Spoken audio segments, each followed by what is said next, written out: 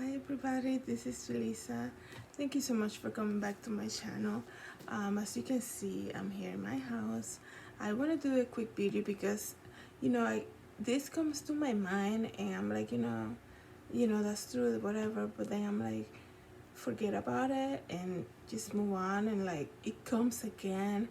So I don't know if I should just share this, what I'm thinking right now, and maybe God is putting it in me to like remind somebody out there that no matter what people say, like God has a plan for your life. um and it's gonna come to pass. You just have to have faith, don't give up, and just keep doing what you're doing every day to accomplish that goal that you have. I always believe that the one way to know that you're in the right path is when things that you want are not being forced. Let me tell you something. I understand about being persistent, having resilience, and just being a go-getter. Like I that's like who I am. But I also know when to back up and like know that maybe I'm trying to make something happen that is not the right time at the moment, that God doesn't want me to do. So here's, if you can learn anything from this video, or like give you an answer, like let me just tell you. So I know sometimes, when I want to do stuff, when it comes to my business or whatever, anything in life, if I see that the doors are blocking, okay, there's one thing about being to have perseverance and to have that go-getter mentality, and you gotta fight through and you gotta keep going. I understand that. I have a lot of examples in my life that I can give you, but there's also a time when you have to know, because you look at what's happening, you're like, maybe this is not the right time right now, you know. And I believe if something from God, you will have the peace and the understanding to have the patience to keep going even though you don't see the results. Okay, in my business it has been very hard, but I also feel like the minute where I'm like, you know what, maybe it's just time, especially the studio. I'm like, maybe it's just time for me to just bring it down, just at least start closing the studio location and just focus on doing everything, I guess, from home or like online and stuff like that. And every time I think of analyzing how to go about that, some other opportunity comes up. I mean, and I'm like, that's when God is saying, just wait, have the perseverance. I am going to finish what I started. That's just an example that I can give you. You know, like I said, it's been very hard, to get people to kind of support what you do and to buy local and to buy handmade. It's hard.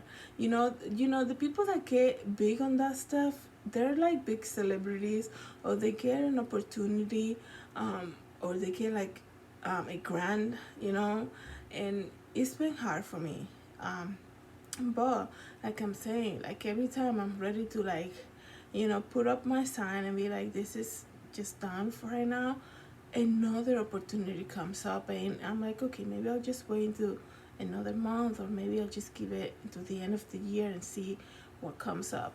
Okay, so that's how you know. The other thing, the Bible says, the violent take it by force. Since the beginning of John the Baptist, in the days of John the Baptist, the kingdom of darkness, the kingdom of God suffers violence, and the violent take it by force. Like, I understand that verse. There could be many interpretations to that verse. I understand that also. God doesn't want you to be a coward. There's no verse in the Bible where you find God telling you to be a coward, to just, if anything, you need to understand that who's inside of you. I mean, we have the power of everything when it comes to, like, God created the universe. Just think about that for a second. When you're trying to get out there and trying to get opportunities, think about that for a second. Um, and like what I was saying about when it comes to entrepreneurs and people, that get big on it is because they get a big grant, and or a celebrity backs them up or whatever. That doesn't mean like a child guy, a Christian believer like myself will not get to that level just because you know I'm not like, just because I'm a Christian. Absolutely not. To the contrary of that, that's just an opportunity for God to work in my life and for me to be an inspiration to other people. And I truly believe that this is why that this is the fuel a lot of the times that keeps me going, because I know God has something special when it comes to my business. And of course, I'm not trying to boast or anything like that. I'm just giving you an example, because it's been so many years, and I still, I'm still here doing doing it. So here's the thing, in life, don't try to force things. There are times that happen to me. I'm trying to plan this, whether it could be a fashion show or a photo shoot or whatever, related to my business. And when I start calling out, because you need people to help you, I start calling people out, and everything seems to be like not coordinating. Like, let's say you have a set date. Let's say I'm planning a show for November, and maybe 5 out of the 10 models that I know, that are like coming to help me, they want me to change the day, and then you change the day, and then 7 of them now they want you to change the time because they have to work, and it's like, you know what, guys, this is just not gonna work, because when you have to change so much just to make something work, I believe, honestly, that's a problem. There's one way to accommodate things, but when you have to change the vision that you have in mind, I think that's a problem. That means maybe just it's not the time to do the show. Maybe it's not gonna be in November. Maybe it's gonna be in December. Things like that. You just have to be have this discernment to know what is happening. And then you see it, because when it actually happens, it just flows. Like, it flows smoothly. Everybody shows up, everything is great, everybody's on time, it's working out great. But when you have to, oh, she can do this time, so I gotta put her there, and she gets here 5 minutes late, then she's gonna miss the entire show. It's just not gonna work. There's no way. Like, don't stretch yourself out like that. When you see something like that, just not the coordination. Like, when the coordination is just off, as much as you want to do it, because at the end of the day it's your event, and you see the coordination, things are not matching up. People will be like, I have a thing during the day, but we finish at 4. If you think it's at 5, I'll be there. It's just too much, because if people are coming after something, they're already too tired to participate. Something can happen where they are, maybe runs late, and then they're late for your thing, and that's just gonna stress you out more. So when you see things like that just not matching up, that's just a sign for you to understand that if you go with that date, if you go with that plan, it's just not gonna run smoothly. And a lot of the times because we want something to happen so bad, we're like, God, okay, God, so just pray, God, that everything works out great. And it's like, you already know you're setting yourself for failure, because the coordination is not matching. But anyways, what I'm really going to make this video about was, and I'm almost done, because like, as you know, I don't like making things so long. Here's the thing, I've been working, I always have a different job, full-time job, a day job, what they call it, besides everything else that I do. But I noticed though, and it hurts me a lot. Like I said to you guys, I do watch a show, and it's a reality show, and I'm on and off watching it. It's not really something that I recommend people to watch, but just looking at the aspect of the game, the show is called Big Brother, right? And the way these people talk about the players, it makes you like angry, because they're like, the casting. Let's look at the casting. So in a lot of these reality TV shows, they cast people according to what they can do. If they always say, you have to have a big personality, because they want to, at the end of the day, they just want to make a good show, they want to have good ratings, and they want to have a good TV. So they cast people, that are loud, that are, that get angry very fast, so they can have a blowout and they go crazy, and that's great television. But what bothers me about that is this whole analyzing of people and character that kills me, because yes, I am referring, I'm talking about a TV show, guys, but it happens in life, and it happens a lot more than what we can even actually acknowledge it. It happens when you go and apply for an interview for a job, and they look at your resume, and they look at your last name especially, and they look at you, and like they look at your comment, they're already analyzing you. It's like, I hate the fact that, you know just by when you call them and they hear that you have an accent, you're already disqualified. Depending on where you work, yes, that is discrimination, but you know how many times that happens and people don't get caught, people don't ever change, because that's just how society is. And it happens so often. They look at you, how you're dressed, and like, this is how companies get in trouble, because they people can tell you whatever you want to hear these days. Anybody can make you believe anything, and they're like perfect at just making it seem like they have the perfect life, and that they're good at something. And but like, I feel like companies these days, they don't give people the proper chance. And you come to the interview that you have an accent. If you're 5 minutes late, they're already putting that against you. If you're not dressing the way the company culture is, you're already out of it. And it's like, are you serious? Yeah, somebody comes in, they dress up just like the culture, they dress up just like the model in the magazine for that company. And yes, they done the research, they get through that first step and they get the job. But when it comes to proving who that person is as a worker, as a co-worker, as a team player, as a person who shows up on time and does a good job, you know maybe that person is horrible. Yeah, because they're so like, they know how to communicate with people, and they're liked by the higher ups. They get through, they go through life, and they get to bigger things just because of that. And the thing that bothers me with that is because I work, like I said, in many other jobs before. And I've seen people. I remember having one supervisor before. And I'm telling you, you think you know people, man, and then you see them do something so strange like that. So I used to work in retail many years, and the store where I work, they have many locations. They're known throughout the U.S. And I remember one of my cashiers.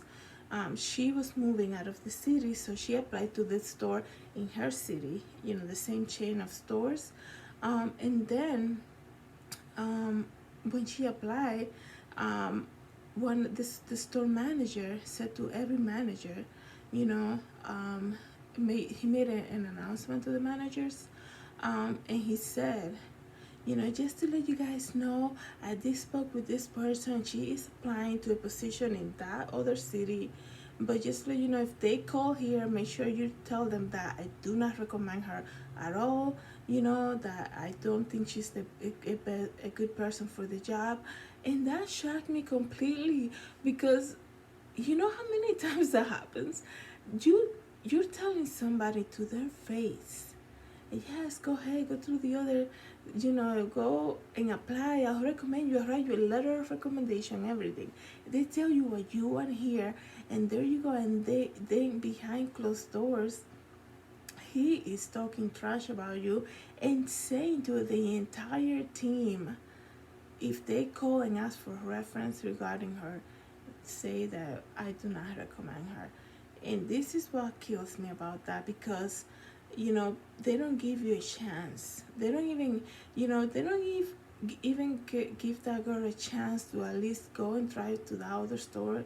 And maybe because the need of a job, it makes you want to work better or whatever it was. I thought she was great because she worked where I used to work for many years. Like, if she was a bad employee, she would have been written up and eventually being let go.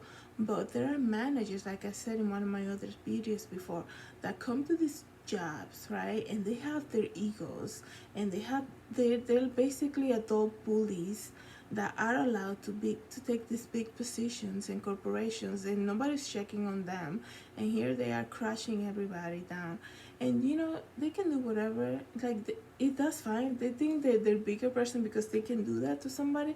That's so great. I just hope that one day they get ready to meet their creator and answer that, and answer everything, and especially when it comes to like making false claims about somebody.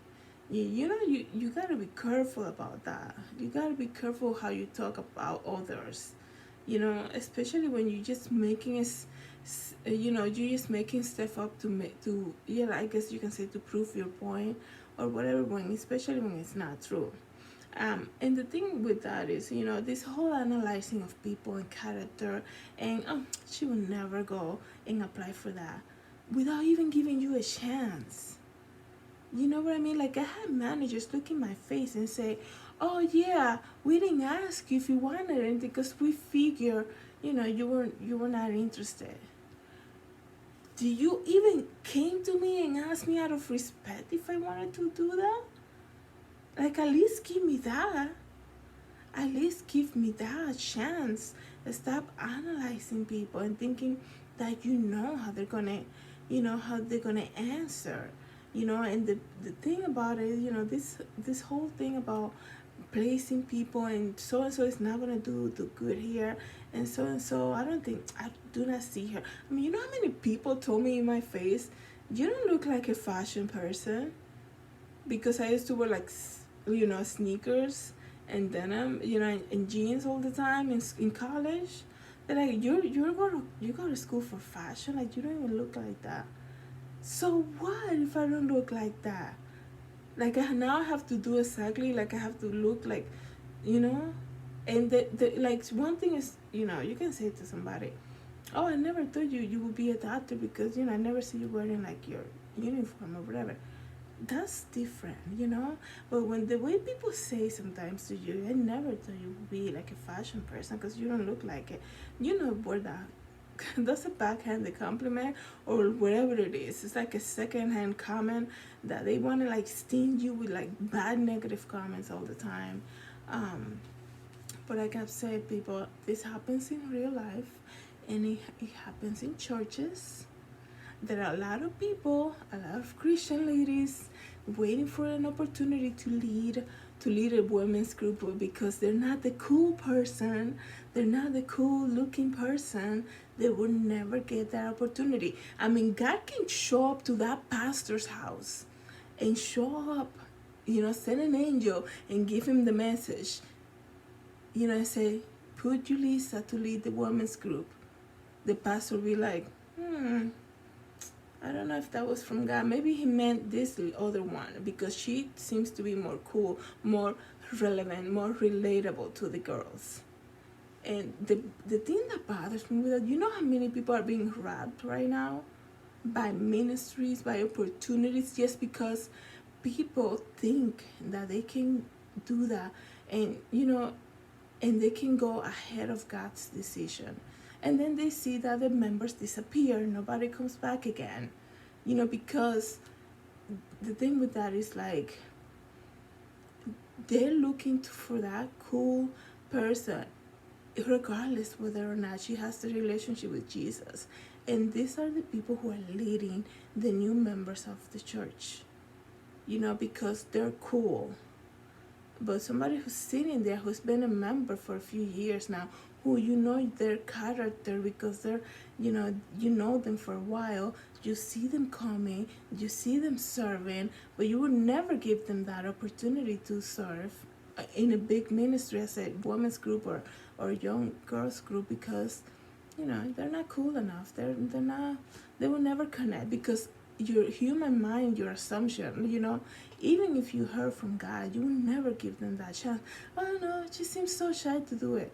Do you ask her if she's, there are people who are shy one-on-one, but when it comes to like, turning on a camera and talking to the camera, they're fine. Or like, I feel like what I'm trying to say is like God equips who He calls.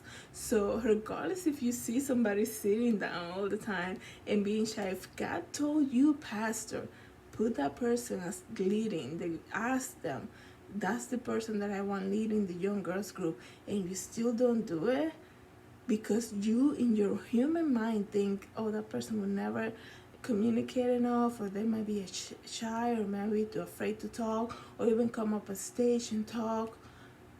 It's like, are you serious? You're gonna tell God no because of what your reasoning is? It's so sad, guys, and it happens so often.